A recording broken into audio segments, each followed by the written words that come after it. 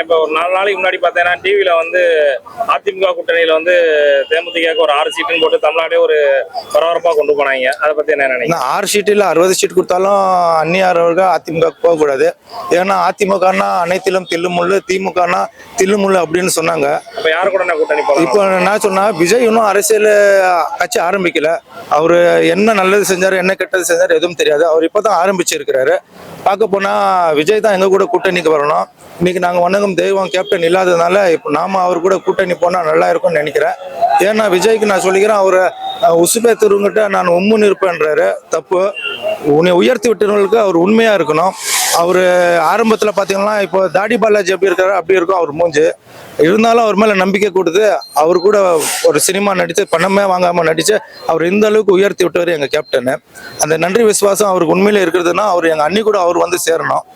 அது சேராமல் அவர் உசுப்பேத்துறவங்கிட்ட நான் உம்முன்னு இருப்பேன்னுட்டு உயர்த்தி விட்டவங்களுக்கு உண்மையாக இல்லாமல் பண்ணாருனாங்க அது தப்பு.